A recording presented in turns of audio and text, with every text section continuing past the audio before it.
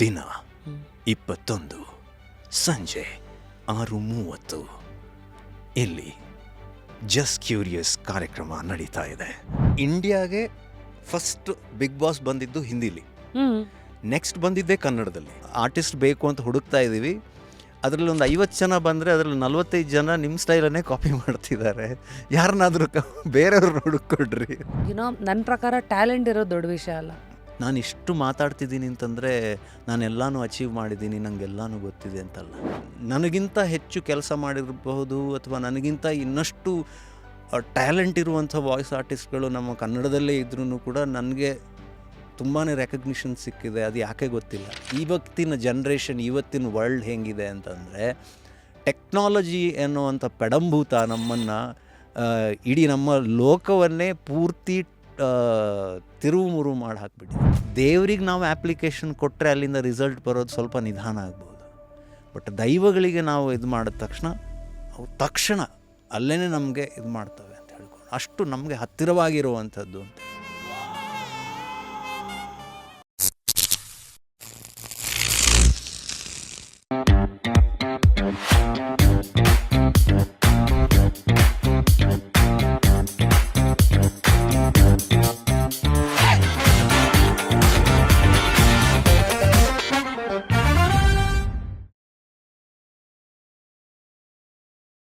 The voice behind the screen is always unseen, but also unforgettable. ಒಂದು voice talent ಆಗಿ ವಾಯ್ಸ್ನ ಹಿಂದೆ ಇರುವಂಥ ವಾಯ್ಸ್ನ ಇವತ್ತು ನಾನು ಎಕ್ಸ್ಪ್ಲೋರ್ ಮಾಡೋಕ್ಕೆ ಕೂತಿದ್ದೀನಿ. Today here I am in the studio just curious, celebrating a voice, rather the voice behind the voice, Pradeep. ಅಂದರೆ ನನಗೆ ಫಸ್ಟು ಪ್ರದೀಪ್ ಪರಿಚಯ ಆಗಿದ್ದು Pradeep Badakila as my Big F ಎಮ್ನ ಶೋನ ಪ್ರೊಡ್ಯೂಸರ್. ಬಟ್ ಟುಡೇ ಇಡೀ ಕರ್ನಾಟಕಕ್ಕೆ ಪರಿಚಯ ಆಗಿರೋದು actor, journalist, radio personality, voice acting and model plus Reverb agency founder. So with life show, having shown you so many chapters through life that you wanted to live, ಇಷ್ಟೆಲ್ಲ ಹೆಜ್ಜೆಯನ್ನು ಇಡ್ತಾ ಈ ಫೇಸಲ್ಲಿ ನಿನ್ನನ್ನು ಮೀಟ್ ಮಾಡ್ತಾ ಇದ್ದೀನಿ Pradeep. Welcome to just curious. ಹೇಗಿದೆಯಾ? Thank you so much. Good. 2007-8 I think I remember that phase of my life wherein you are my producer. ನಂಗೆ ಜ್ಞಾಪಕ ಇದೆ. 17 ವರ್ಷ ಹಿಂದೆ ನೋಡು, ಮೈ ಸೆಕೆಂಡ್ ಜಾಬ್. ನಾನು TV9 ರಿಪೋರ್ಟರ್ ಆಗಿ, ಆ್ಯಂಕರ್ ಆಗಿ ಕೆಲಸ ಮಾಡಿದ ನಂತರ I wanted to explore radio. I wanted to explore ಅದೇ ಆ ಒಂದು ಫೇಸಲ್ಲಿದ್ದೆ ನಾನು. ಅಲ್ಲೊಂದು ಸಣ್ಣ ಫೇಸ್ ಅದು, ಆ ಒಂದು 3 months, very short. I jumped ship. So ಆ 3 ತಿಂಗಳು, but it made me realise, ಅಂದರೆ ತುಂಬಾ ನನಗೆ ಕಲಿಸ್ತು. ಅದೆಲ್ಲ ಇದೆ. ಹಂಗೆ ಹೇಳೋದಾದರೆ ಅದು ಹೇಳ್ತೀವಲ್ಲ, ಶುರುವಿಂದನೇ ನಾನು ಫಿಲಾಸಫಿ ಸ್ಟಾರ್ಟ್ ಮಾಡ್ತೀನಿ ಅಂತ ತಿಳ್ಕೊಬೇಡ. ಬಟ್ ನಮಗೆ ಪ್ರತಿಯೊಂದು ಕೂಡ ಏನೋ ಕಲಿಸುತ್ತೆ ಅಂತ ಹೇಳ್ಕೊಂಡು, ಬಟ್ ಅಲ್ಲಿ ನನಗೆ ಎಷ್ಟೊಂದು ಮಾಡಬೇಕು ಮಾಡಬಾರ್ದು ಅಂತೆಲ್ಲ ಕಲಿಸ್ತು. But I made a lot of friends like you. So ತುಂಬಾ ನಾವು ಮೀಟೇ ಆಗಿಲ್ಲ, ಅದಾದಮೇಲೆ ತುಂಬ ವರ್ಷಗಳೇ ಆಯಿತು ಮೀಟೇ ಆಗಿಲ್ಲ. ಬಟ್ ಸ್ಟಿಲ್ ಆವತ್ತಿನ ಒಂದು ಫ್ರೆಂಡ್ಲಿನೆಸ್ ಇವತ್ತಿಗೂ, ಪ್ರೀತಿ, ವಿಶ್ವಾಸ ಅನ್ನೋದು, ಅದಕ್ಕೆ ಆ ಕೆಲವು ಫೇಸ್ ಆಫ್ ಲೈಫಲ್ಲಿ ಸಿಗೋರ ಮೇಲೆ ಅದು ಯಾವಾಗಲೂ ಇದ್ದೇ ಇರುತ್ತೆ. ದಿನ ಫೋನ್ ಮಾಡಬೇಕಾಗಿಲ್ಲ, ಅಟ್ಲೀಸ್ಟ್ ನನಗಂತೂ ಹಂಗೆ ಅನ್ಸುತ್ತೆ. ಆಮೇಲೆ ಅವ್ರ ಮೇಲೆ ಒಂದು ಏನೋ ಬಾಂಧವ್ಯ ಅವತ್ತಿಗೆ ಇರುತ್ತಲ್ಲ, ಒಂದು ಲೆವೆಲ್ ಆಫ್ ಕಂಫರ್ಟ್, ಅಥವಾ ನೀವು ನಮಗೇನೋ ಹೇಳ್ಕೊಟ್ಟಿರೋದು, that always stays fresh and then that becomes the emotion with you forever. Absolutely.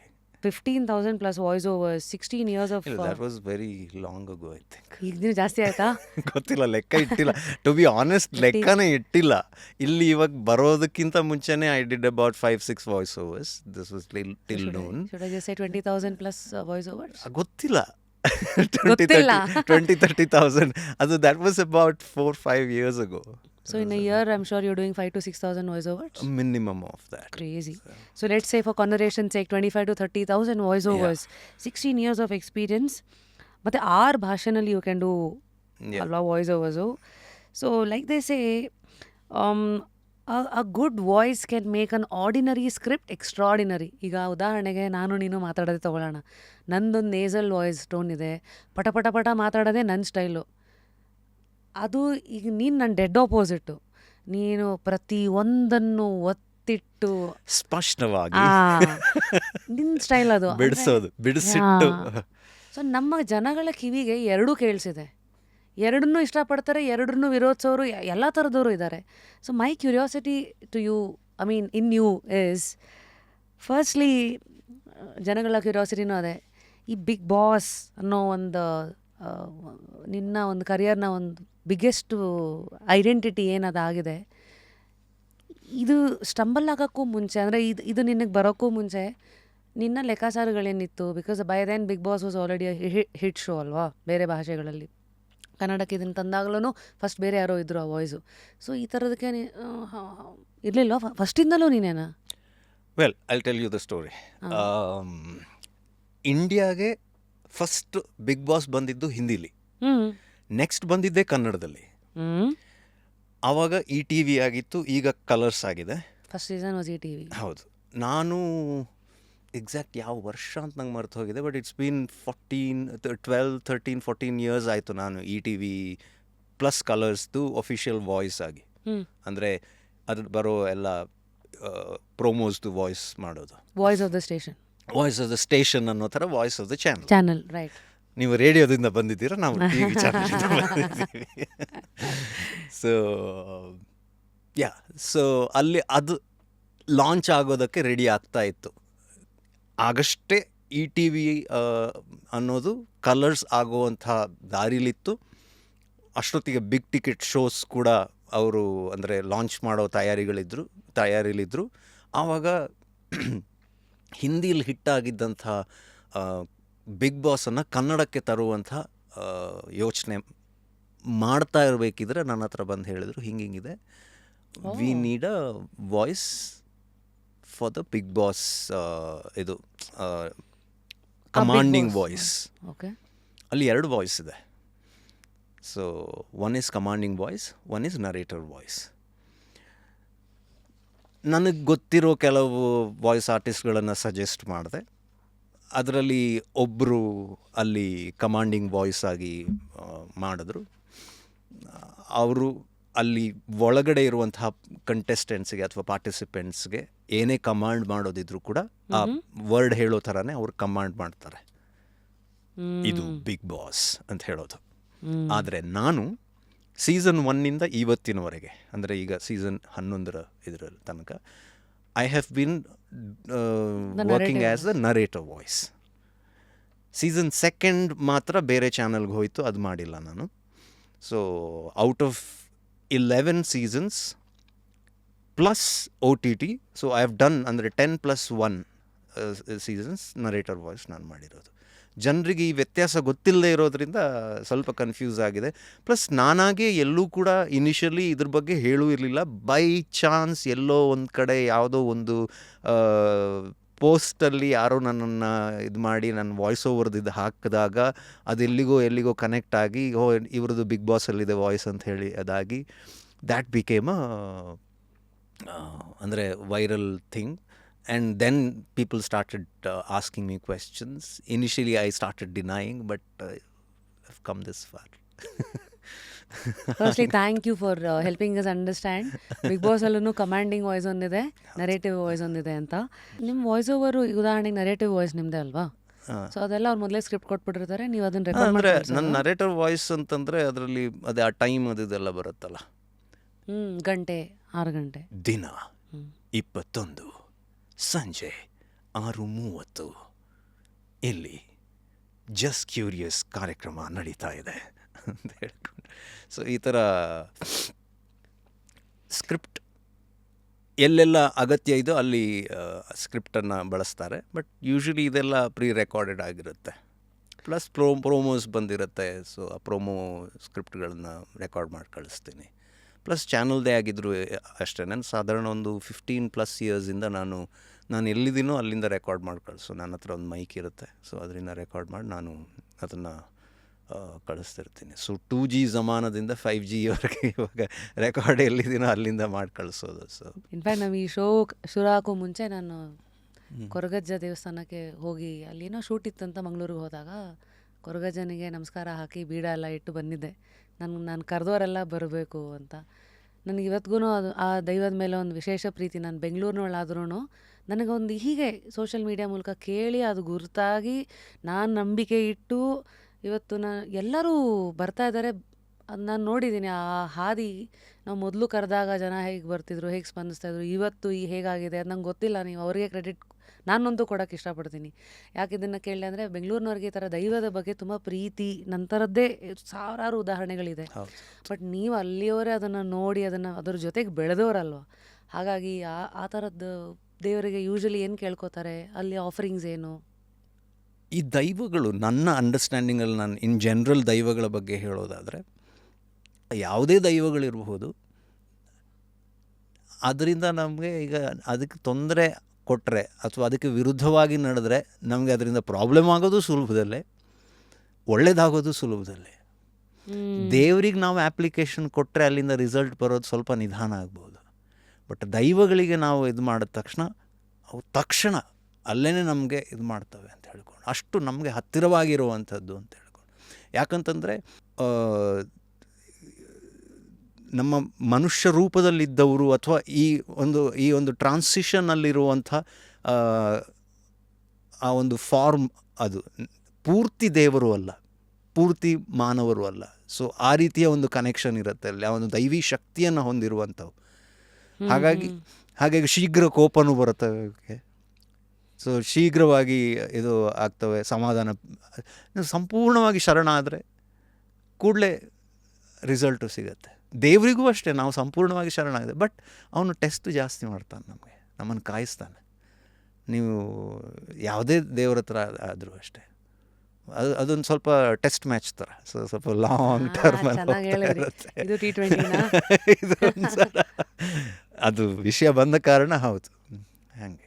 What quality have you studied in you? ನನ್ನ ಪ್ರಕಾರ ಟ್ಯಾಲೆಂಟ್ ಇರೋದು ದೊಡ್ಡ ವಿಷಯ ಅಲ್ಲ. ಟ್ಯಾಲೆಂಟ್ಗೂ ಮೀರಿದ್ದು ಒಂದು ಮನುಷ್ಯ ಅವನು. ಹಿಂಗೆ ನೀವು ಎಷ್ಟೋ ಸತಿ ನೋಡಿ, ಅವ್ರ ವಾಯ್ಸ್ ಓಕೆ ಇದ್ರೂ ಮನುಷ್ಯ ಒಳ್ಳೆಯವನು, ಅವನು ಕೊಡು ಅಂತಾರೆ. ನಿಮ್ಮ ವಾಯ್ಸ್ ಅಮಿತಾಬ್ ಬಚ್ಚನ್ಗೂ ಮೀರಿಸಿದಿರಲಿ, ಅವನ ಆ್ಯಟಿಟ್ಯೂಡ್ ಸರಿಗಿಲ್ಲ ಗುರು. ಒಂದು ಎಷ್ಟೋ ಸತಿ ಕೆಲಸ ಕಳ್ಕೊಂಡಿರೋ ಎಷ್ಟೋ ಜನ ನಾವೇ ನೋಡಿದ್ದೀವಿ. ಟ್ಯಾಲೆಂಟ್ ವಿಷಯಕ್ಕೆ ಬಂದಿದ್ದಕ್ಕೆ ಹೇಳ್ತೀನಿ, ನನ್ನ ಒಬ್ಸರ್ವೇಷನ್ನು. ಟ್ಯಾಲೆಂಟ್ ತುಂಬ ಜನಕ್ಕಿರುತ್ತೆ, ವಾಯ್ಸ್ ತುಂಬ ಜನಕ್ಕೆ ಚೆನ್ನಾಗಿರೋದಿರುತ್ತೆ. ನನ್ನದೇನು ತುಂಬ ಗ್ರೇಟ್ ವಾಯ್ಸ್ ಅಲ್ಲ, ತುಂಬ ನನಗಿಂತ ಬೆಟರ್ ವಾಯ್ಸ್ನವ್ರು ಇರ್ತಾರೆ. ಮೇಯ್ನಾಗಿ ನಾನು ಏನು ಅಂದ್ಕೊಂಡಿರೋದು ಅಂತಂದರೆ, ನಾವು ಎಷ್ಟು ಕಮಿಟೆಡ್ ಆಗಿರ್ತೀವಿ ನಮ್ಮ ಕೆಲಸದ ಮೇಲೆ, ಅಥವಾ ನಾನು ಅದ್ರ ಮೇಲೆ ಎಷ್ಟು ವರ್ಕ್ ಮಾಡ್ತೀನಿ, ಎಷ್ಟು ಡೆಡಿಕೇಟೆಡ್ ಆಗಿರ್ತೀನಿ, ಅದು ತುಂಬ ಮುಖ್ಯ ಅನ್ನೋದು ನನ್ನ ಮೇಯ್ನ್ ಇದು. And generally if we talk about talent, be it singing, be it voiceovers, be it dancing or anything. Talent ಅನ್ನೋದು ಬೇಸಿಕ್ಕಾಗಿ ಯಾರ ಹತ್ರನೂ ಇದ್ದೇ ಇರುತ್ತೆ. ಬಟ್ ಅದ್ರ ಮೇಲೆ ನಾವು ಎಷ್ಟು ವರ್ಕ್ ಮಾಡ್ತೀವಿ ಅದು ಆವಾಗ ಟ್ಯೂನಪ್ ಆಗುತ್ತೆ, ಇಟ್ ಬಿಕಮ್ಸ್ ಬೆಟರ್. ಆ ಕಲ್ಲನ್ನು ಹೇಗೆ ನಾವು ಕೆತ್ತಿ ಶಿಲೆಯಾಗಿ ಇದು ಮೂರ್ತಿಯಾಗಿ ಮಾಡ್ತೀವಿ ಅಂತೀವಲ್ಲ, ಅದೇ ಥರ, ಮೆಟಫಾರಿಕಲಿ ಅದೇ ಥರನೇ ಆ ಕಲ್ಲಿನೊಳಗೆ ಮೂರ್ತಿ ಇದೆ, ಅದು ಟ್ಯಾಲೆಂಟ್ ನಮ್ಮದು. ಬಟ್ ಆ ಮೂರ್ತಿಯನ್ನು ತೆಗಿಬೇಕು ಅಂತಂದರೆ ಪ್ರಾಕ್ಟೀಸ್ ಅನ್ನುವಂಥ, ಅಥವಾ ಒಂದು ಅದ್ರ ಮೇಲೆ ಗಮನ ಇಟ್ಟು ಅದನ್ನು ನಾವು ಹೋನ್ ಮಾಡೋದು ಅಂತೀವಲ್ಲ, ಅದನ್ನು ನಾವು ಮಾಡಬೇಕಾಗತ್ತೆ. ಅದಕ್ಕೊಂದು ಜರ್ನಿನಲ್ಲಿ ಬೀಳೋ ಏಟುಗಳು ಕೆಲವು ಸತಿ ಉಳಿಪೆಟ್ಟೂ ಒಂದು ಶೇಪೆ. ಖಂಡಿತ ಅದಕ್ಕೆ ನಾವು ನಿರಂತರವಾಗಿ ತಯಾರಿರಬೇಕಾಗತ್ತೆ. So this is my perspective about talent. And as you rightly said, ನಾವು ನಮ್ಮ ಅಪ್ರೋಚ್ ಏನಿದೆ, ಆ ಕೆಲಸದ ಮೇಲೆ ನಮ್ಮ ಅಪ್ರೋಚ್ ಏನಿದೆ, ಅದು ನಮ್ಮನ್ನು ಅಲ್ಲಿ ಉಳಿಸುತ್ತೆ ಅಥವಾ ನಮ್ಮನ್ನು ಹೊರಗೆ ಕಳಿಸುತ್ತೆ. ನಾವು ಪ್ರದೀಪ್, AI ಬಂದಿದೆ to the extent Lata Mangeshkar ಅವರು ಇನ್ನೂ 100 ವರ್ಷ ಬದುಕ್ಬೋದು ಅವರ ವಾಯ್ಸ್ ಮೂಲಕ, ಫಿಸಿಕಲಿ ಅಲ್ಲದೇ ಇದ್ರು. ಆ್ಯಂಡ್ ಇವತ್ತು AI ಮೂಲಕ ಈ ನಿಮ್ಮದೇ ವಾಯ್ಸು, ಯಾರೋ ಸ್ಕ್ರಿಪ್ಟ್ ಬರೆದ್ರೆ ನಿಮ್ಮದೇ ಬರ್ಬೋದು. ಸೊ ಇದನ್ನು ನೀವು ಹೇಗೆ ನೋಡ್ತಾ ಇದ್ದೀರಾ? What is the future looking like to you? Almost on a daily basis ಈ ಪ್ರಶ್ನೆ ಒಂದಲ್ಲ ಒಂದು ಮೂಲದಲ್ಲಿ ಬರ್ತಾ ಇರುತ್ತೆ, ಎಸ್ಪೆಷಲಿ ಇದು AI ಇದು. ಆ್ಯಂಡ್ ನಮಗೆ ಅಂದರೆ ಇನ್ನೂ ತುಂಬ ಆರಂಭದ ಸ್ಟೇಜಲ್ಲಿ ಇರೋದ್ರಿಂದ I don't know how it will shape ಅಂತ ಅನಿಸ್ತಾ ಇದೆ ನನಗೆ. Has it change for you personally? ಅಂದರೆ ಈಗ ಚಾನಲ್ ಅವರೆಲ್ಲ ನಿಮ್ಮ ವಾಯ್ಸ್ ಯೂಸ್ ಮಾಡ್ತಾಯಿದ್ರು, ಅಲ್ಲೇನಾರ ಡಿಮ್ಯಾಂಡ್ ಕಮ್ಮಿ ಆಗಿದೆಯಾ? ಬೇರೆ ಕಡೆ ಎಲ್ಲ ಡಿಮ್ಯಾಂಡ್ ಕಮ್ಮಿ ಆಗಿದೆಯಾ? ಇದೆ. ಇಂಡಸ್ಟ್ರೀಲಿ ಇನ್ ಜನರಲ್ ಕೆಲವೊಂದು ಸೆಕ್ಟರ್ಗಳಲ್ಲಿ ವಾಯ್ಸ್ ಓವರ್ ಆರ್ಟಿಸ್ಟ್ಗಳ ಡಿಪೆಂಡೆನ್ಸಿ ಕಡಿಮೆ ಆಗಿದೆ. ವಾಯ್ಸ್ ಓವರಲ್ಲೂ ಕಡಿಮೆ ಆಗಿದೆ, ಈವನ್ ಸ್ಕ್ರಿಪ್ಟ್ ರೈಟಿಂಗಲ್ಲೂ ಕೂಡ ಏನಾಗಿದೆ ನಮ್ಮ ಝೋನಲ್ಲಿ ನಾನು ಹೇಳೋದಾದರೆ. ಟೆಕ್ನಿಕಲಿ ಆ್ಯಂಡ್ ಟೆಕ್ನಾಲಜಿಕಲಿ ಇದು ಹೇಗೆ ಮುಂದೆ ಡೆವಲಪ್ ಆಗತ್ತೆ ಅನ್ನೋದು ನಮಗೆ ತುಂಬಾ ಅನ್ಸರ್ಟನ್ ಇರೋದ್ರಿಂದ ಇದ್ರ ಬಗ್ಗೆ ನಾನು I am very much unsure how to respond. That's why I said future. But already AI generated voice ಏನಿದೆ ಅದು ತುಂಬಾ ಬ್ಯೂಟಿಫುಲ್ ಆಗಿರುವಂಥ ಇಮೋಷನಲ್ ವಾಯ್ಸನ್ನು ಕ್ರಿಯೇಟ್ ಮಾಡುವಂಥ ಇದು ಕೂಡ ಬಂದಿದೆ. ನಾನು ಕೆಲವೊಂದು ಸ್ಯಾಂಪಲ್ಸನ್ನು ನೋಡಿದ್ದೀನಿ, ಎಲ್ಲ ಇದು ಮಾಡಿದ್ದೀನಿ. But there are some other talks where they say that you can copyright your voice ಆ ಥರ ಎಲ್ಲ. Anil Kapoor had done it now. ಅಜ್ಜಕಾಸ್ ಮತ್ತು ಅದೇನೋ ನನ್ನ ಬಗ್ಗೆ ಕಾಪಿ ರೈಟ್ಸು, ನೀವು nobody can use that style, nobody can use that ಅಂತಲ್ಲ ಇದೆ ಆ ಥರದ್ದೆಲ್ಲ. Think regional media has also opened up to that space yet? ಅಂದರೆ ನನ್ನ ಇದು ಮೇಯ್ನಾಗಿ ಹೇಳೋದಾದರೆ it's a very deep subject. ಈಗ AI ಅನ್ನುವಂಥದ್ದು in general is a very very deep subject. It's basically ಹೇಗೆ ಅಂತಂದರೆ ಪ್ಲಾಸ್ಟಿಕ್ ಬಂದ ಹಾಗೆ. ಅಪ್ಪ ಏನು ಎಕ್ಸಾಂಪಲ್ ಪ್ರದೀಪ್. True that. ಸ್ಟಾರ್ಟಿಂಗಲ್ಲೆಲ್ಲ ತೊಗೊಂಡ್ರು, ಇವತ್ತು ಅದು ನಮ್ಮನ್ನೇ ನುಂಗ್ತಾ ಇದೆ ಅಂತ ಆಮೇಲೆ ಹೇಳಿದ್ರು. ನೀವು ಅದು ಪ್ರಿಡಿಕ್ಷನ್ ಇವತ್ತೇ ಕೊಡ್ತಾ ಇದ್ದಾರೆ, ಇದು ನಿಮ್ಮನ್ನೇ ನುಂಗತ್ತೆ, ಒಂದಿನ ಗೊತ್ತಿಲ್ಲ. All I'm saying is we don't know what will it do it to you tomorrow. All we know is there is a product. ಅದು ಇದೆ. We are playing with it. ಎಲ್ಲ ಬೇಕಾದ್ರೆ ಹಾಕೋಬೋದು, ಏನು ಬೇಕಾ ಮಾಡ್ಕೋಬೋದು. ಅದಾದಮೇಲೆ ಏನಾಗುತ್ತೆ ಅನ್ನೋದು ಆಮೇಲೆ. ವಿ ಆರ್ ಲೈಕ್ ಇವತ್ತಿನ ಜನ್ರೇಷನ್, ಇವತ್ತಿನ ವರ್ಲ್ಡ್ ಹೆಂಗಿದೆ ಅಂತಂದರೆ ಕಳೆದ ಒಂದು ಕೆಲವು ಅಂದರೆ 100-200 ವರ್ಷದ ಜನ್ರೇಷನ್ ಇವಾಗ ಈಗ ಲೈಫ್ ಯಾವ ಥರ ಟ್ರಾನ್ಸ್ಫಾರ್ಮ್ ಆಗ್ತದೆ, ಎಸ್ಪೆಷಲಿ 100-150 ವರ್ಷ. ಟೆಕ್ನಾಲಜಿ ಎನ್ನುವಂಥ ಪೆಡಂಭೂತ ನಮ್ಮನ್ನು ಇಡೀ ನಮ್ಮ ಲೋಕವನ್ನೇ ಪೂರ್ತಿ ತಿರುವು ಮುರುವು ಮಾಡಿ ಹಾಕಿಬಿಟ್ಟಿದೆ. The way the world was, ಅದು ನಮ್ಮ ಲೈಫ್ ಸ್ಟೈಲನ್ನೇ ಚೇಂಜ್ ಮಾಡಿಬಿಟ್ಟಿದೆ, in a good way and also in a bad way. Thank you. So ಎಲ್ಲರ ಲೈಫಲ್ಲೂ ಒಂದು ಫೇಸ್ ಬರುತ್ತೆ Pradeep. Either it could be money controls me or I control money. I think probably most of my 20s and mid-30s ವರ್ಗೂ money use to control me. ಈಗ with investments and all of that ಎಲ್ಲೋ ಒಂದು ಕಡೆ we are trying to control money. ನಿಮ್ಮ ಕೇಸಲ್ಲಿ ಏನೋ, because as voice over artist and as an actor and as somebody who's running an agency, what kind of monies have you seen? ಒಂದು ವಿಷಯ ಹೇಳ, ನಾನು ಊರಿಗೆ ಹೋಗ್ತಾ ಅದೇ 7 ವರ್ಷ ಹಿಂದೆ ಊರಿಗೆ ಹೋಗ್ತಾ ಆ್ಯಕ್ಚುಲಿ ನನ್ನ ಸೇವಿಂಗ್ಸ್ ಅಂತ ಏನೂ ಇರಲಿಲ್ಲ. ನಾನು ದುಡ್ಡು ಡೀಸೆಂಟಾಗಿ ಮಾಡಿದ್ದೆ, ಬಟ್ ಸೇವಿಂಗ್ಸ್ ಮಾಡಬೇಕು ಅನ್ನೋದು ಯೋಚನೆಯೂ ಇರಲಿಲ್ಲ ನನಗೆ. I should have thought about it. But recently ಸ್ವಲ್ಪ ಅದ್ರ ಬಗ್ಗೆ ಯೋಚನೆ ಮಾಡ್ತಾ ಇದ್ದೀನಿ, ಸ್ವಲ್ಪ ನಿಧಾನಕ್ಕೆ ಸೇವಿಂಗ್ ಅದೆಲ್ಲ ಮಾಡ್ತಾಯಿದ್ದೀನಿ, ಸ್ವಲ್ಪ ಸೀರಿಯಸ್ನೆಸ್ ಬಂದಿದೆ ಲೈಫ್ ಬಗ್ಗೆ. ಬೇಕು ಲೈಫಿಗೆ ದುಡ್ಡು ಬೇಕು, ಬಟ್ ದುಡ್ಡೇ ಲೈಫ್ ಅಲ್ಲ ಅಂತ ಬದುಕುವ ನಾನು ಅದು. ಬಟ್ ಇವಾಗ ಸ್ವಲ್ಪ ಹಲವಾರು ಕಾರಣಕ್ಕೆ ಒಂದು ಸ್ವಲ್ಪ ಸೇವಿಂಗ್ ಮಾಡಬೇಕು ಅಂತ ಬುದ್ಧಿ ಬಂದಿದೆ ಲೈಫಲ್ಲಿ.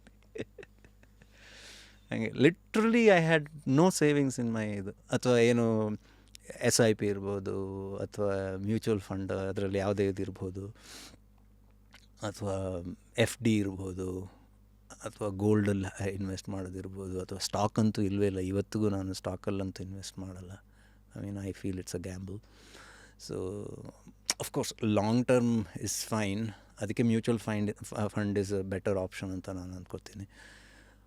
ಬಟ್ ನನಗೆ ದುಡ್ಡಿಗಿಂತ ಅದೇ ಅಂದರೆ ದುಡ್ಡು ಮುಖ್ಯ. ಅಂದರೆ ನಮ್ಮ ಜೀವನದ ಇದು ಒಂದು ಸ್ವಲ್ಪ ಸ್ಟೆಬಿಲಿಟಿಗೆ ಬೇಕಾಗತ್ತೆ. ಬಟ್ ಐ ಫೀಲ್ ಅದಕ್ಕಿಂತ ನಮಗೆ ಅದೇ ಹೇಳೋದು, ನಾನು ದೇವ್ರ ಹತ್ರ ನಾನು ಇದನ್ನು ಆವಾಗವಾಗ ನೆನಪಿಸ್ಕೊತಾ ಇರ್ತೀನಿ. ಯಾವುದೊಂದು ಕಡೆ ದೇವರದು ಪೂಜೆ ಆದಮೇಲೆ ಪ್ರಾರ್ಥನೆ ಮಾಡ್ತಾ ಒಬ್ಬರು ಭಟ್ರು ಹೇಳಿದ್ರು, ನಾವು ದೇವ್ರ ಹತ್ರ ಏನೂ ಕೇಳಬಾರ್ದಂತೆ, ನಾವು ದೇವ್ರ ಹತ್ರ ಆನೆ ಕೊಡು ಅಂತ ಕೇಳಬೇಕಂತೆ. ಆನೆ ಅಂದರೆ ಆರೋಗ್ಯ, ನೆಮ್ಮದಿ ಅಂತ ಹೇಳ್ಕೊಂಡು ನಾನು ಅದನ್ನು ಯಾವತ್ತೂ ಮರೆಯಲ್ಲ. ಅಷ್ಟು ಅದಿದ್ದರೆ ನಮಗೆ ಬೇರೆ ಏನೂ ಬೇಡ ಲೈಫಲ್ಲಿ ಅಂತ ಹೇಳ್ಕೊಂಡು, ಅಷ್ಟನ್ನು ದೇವರು ಕೊಟ್ಟರೆ I will be happy. I am like working on that. ಅದಕ್ಕೆ ಹೌ ಡು ಶೋ ಕೆಲವ್ರಿಗೆ ದ ಪ್ಲೇಸ್? ಕೆಲವು ಸತಿ some professions are taken for granted, thankless job ಅದು. ಇದೇ ಜರ್ನಿನೆಲ್ಲ ನಾನು ನೋಡಿದ್ದು ಇದೆ. ಒಂದು ವಾಯ್ಸ್ ಓವರ್ ತಾನ್ರಿ, ಒಂದು ಲೈನ್ ತಾನ್ರಿ, ಮಾತಾಡ್ಬಿಡ್ರಿ. ಐ ಆಮ್ ಲೈಕ್, ಒಂದು ಲೈನಾ? ಅದು ನನ್ನ ವಾಯ್ಸು, ಅದು ನನಗಿರೋದೇ ಅದೊಂದೇ ಲೈನ್ ಅಲ್ವಾ ಟೆಕ್ನಿಕಲಿ ನೀವು ನೋಡೋದಾದರೆ. ಹೌ ಕ್ಯಾನ್ ಯು, ಕೆಲವ್ರಿಗೆ ಅನ್ಸುತ್ತೆ ವಾಯ್ಸ್ ಓವರ್ ತಾನೇ ಫ್ರೀಯಾಗಿ ಕೊಟ್ಬಿಡಿ, ಒಂದೇ ಲೈನಿಗೆ ಇಷ್ಟೊಂದಾ 10 ಲೈನು? ಈ ಥರ ಗಲಾಟೆಗಳು ನಿಮಗೆ ಎಷ್ಟಾಗಿರ್ಬೋದು? ಆಗತ್ತೆ ಕಮ್ಮಿ. ಅಂದರೆ ನಾನು ಅವ್ರಿಗೆ ಸಿಂಪಲಾಗಿ ಹೇಳ್ಬಿಡ್ತೀನಿ, ಗಲಾಟೆ ಅಂತ ಕಮ್ಮಿ, ಬಟ್ ಸಿಂಪಲಾಗಿ ಹೇಳ್ಬಿಡ್ತೀನಿ ಅವ್ರಿಗೆ. ಅಂದರೆ ನಾನು ಒಂದು ಲೈನ್ ಕೊಡೋದಿರ್ಬೋದು, ಬಟ್ ನೀವು ಅದನ್ನು ಎಷ್ಟು ಸತಿ ಬೇಕೋ ಹಾಕ್ಕೋತೀರಲ್ವಾ, ಅದನ್ನು ಅವರು they can use it perpetual ಇದರಲ್ಲಿ ಅಲ್ವಾ. ದ್ಯಾಟ್ ಈಸ್ ದೇರ್ ಇದು. ಪ್ಲಸ್ ಅದು ಅಲ್ಲಿ ಅದರ ಮೇನ್ ಇದಾಗೇ ಅದು ಯೂಸ್ ಆಗುತ್ತೆ. ಆ್ಯಂಡ್ ಇಟ್ಸ್ ನಾಟ್ ತರಕಾರಿ ವ್ಯಾಪಾರ ನೀವೇ ಏನು 1 kg ಒಂದೇ ಒಂದು ಲೈನು ₹1 ಹಂಗೆ ಬರಲ್ಲ ಅಲ್ಲ. ಒಂಥರ ಅದು ತರಕಾರಿ ವ್ಯಾಪಾರ ಅಲ್ಲದೆ ಇರೋದ್ರಿಂದ ತುಂಬ ಕಷ್ಟ. ವ್ಯಾಲ್ಯೂ ಇದು ಮಾಡೋದು ಇಟ್ಸ್ ವೆರಿ ಡಿಫಿಕಲ್ಟ್. ಕ್ರಿಯೇಟಿವ್ ಇದರಲ್ಲಿ ಅದು ಯಾವುದೇ ಆಗಲಿ, I mean you would definitely agree. ಅಂದರೆ ಅದು ಅಂದರೆ ಒಂದು 10 ಲಕ್ಷ ತಗೊಳ್ಳೋದು ಅಥವಾ ಒಂದು ಅಪಿಯರೆನ್ಸಿಗೆ ಇಷ್ಟು ಕೋಟಿ ಅಂತ ಹೇಳೋರು, ಅದಕ್ಕೂ ಕೂಡ ಯು ಕ್ಯಾನ್ ನಾಟ್, ಅಂದರೆ ಅದನ್ನು ಯಾವತ್ತೂ ನಾವು ಅದನ್ನು ತಕ್ಕಡಿಲಿ ಇಟ್ಟು ವ್ಯಾಲ್ಯೂ ಇದು ಮಾಡೋಕ್ಕಾಗಲ್ಲ. ಇವತ್ತಿಂದಲ್ಲ, ನಮ್ಮ ಹಿಂದಿನ ಇವರಿಂದಲೂ ಅವ್ರು ಅದನ್ನು ಅಡ್ಗೋಡೆ ಮೇಲೆ ದೀಪ ಥರನೇ ಇಟ್ಟು ಬಂದಿದ್ದು ವಿತ್ ದ ಸೆಂಟೆನ್ಸ್. ನನಗನ್ಸುತ್ತೆ ಕಲೆಗೆ ಬೆಲೆ ಕಟ್ಟೋಕ್ಕಾಗಲ್ಲ, ಬೆಲೆ ಕಟ್ಟೋಕ್ಕಾಗಲ್ಲ ಅನ್ನೋ ಸಮಾಜನೇ ಕೆಲವು ಕಡೆ ಬೆಲೆ ಕಟ್ಟಿ ಅಂದಾಗ ಕಲೆಗೆ ಬೆಲೆ ಕಟ್ಟೋಕ್ಕಾಗಲ್ಲ. ಆದರೂ ನಮ್ದೇನೋ ನಮ್ಮ ವಿಶ್ವಾಸ ಅಂದ್ಬಿಟ್ಟು ಅದು ಭಾರೀ ಅಂದರೆ ಸೊಫಿಸ್ಟಿಕೇಟೆಡ್ ಆಗಿ ಇದು ಮಾಡಿಕೊಟ್ಟು use that as a wall that they can stand behind. ಹೌದು ಹೌದು. ಅಂದಸೆ ನೋಡಿ, ನಾವು ಕಲೆಗೆ ಬೆಲೆ ಕಟ್ಟೋಕ್ಕಾಗಲ್ಲ, ಆದರೂ ನೋಡಿ ನಿಮ್ಮ ಕಲೆ ನಿಮ್ಮ ಇದಕ್ಕೆ ಕೊಡ್ತಾ ಇರೋದಿಷ್ಟೇ ಅಂತನೂ ಆಗಬಹುದು, ಅಥವಾ ನಾವು ನಿರೀಕ್ಷೆಗೂ ಮೀರಿನೂ ಕೊಡೋರು ಇರಬಹುದು. ಅಲ್ಟಿಮೇಟ್ಲಿ ಕೆಲವು ಸತಿ ಕಲಾವಿದ ಪಾಪ ಸ್ಕೇಪ್ ಗೋಟ್ ಆಗ್ತಾನೆ. So that is the voice behind the voice we just saw today, Pradeep. And ನಿಮ್ಮದು ಹೆಸರಿಂದ ಇದು ಪ್ರಾಬ್ಲಮ್ಮು, ಪ್ರದೀಪ್. ಅಲ್ಲಿ ಯಾವಾಗ್ಲೂ ದೀಪ್ ಅಂತ, ನೀವು ಕನ್ನಡ ದೀಪ್ ನೋಡಿದ್ರೆ ದೀಪ ಇದೆ ಅಲ್ಲಿ, ಡೀಪ್. ಇಂಗ್ಲೀಷಲ್ಲಿ ನೋಡಿದ್ರು ಡೆಪ್ತ್ ಇದೆ ಅಲ್ಲಿ. So may this journey take you to all good places further. ನನ್ನ ಹರಕೆ ಅದು. ನಂಗೆ ಗೊತ್ತು ನೀನು ಲೈಫನ್ನು ಹೆಂಗೆ ಬಂದಂಗೆ ಹೆಂಗೆ ತೊಗೊತೀಯ ಅಂತ ಆ್ಯಟಿಟ್ಯೂಡಲ್ಲಿದೆಯಾ. So keep going, man. Really nice meeting you after so many years. Until next time, take care, dude. Cheers. ಹಾಗೆ ನಿಮ್ಮ ದೇವರು ಆನೆಯನ್ನು ಕೊಡಲಿ. ಖಂಡಿತ. ಇಲ್ಲಪ್ಪ, ನಮ್ಮ ಆನೆ ಹೊರಗಡೆ ಕಾಯ್ತಾ ಇದೆ, ಡೋರ್ ಚಿಕ್ಕದಾಯ್ತು. Until next time, ನಾನು ನಿಮ್ಮ Rapid Rashmi signing out of another episode of Just Curious. Thank you.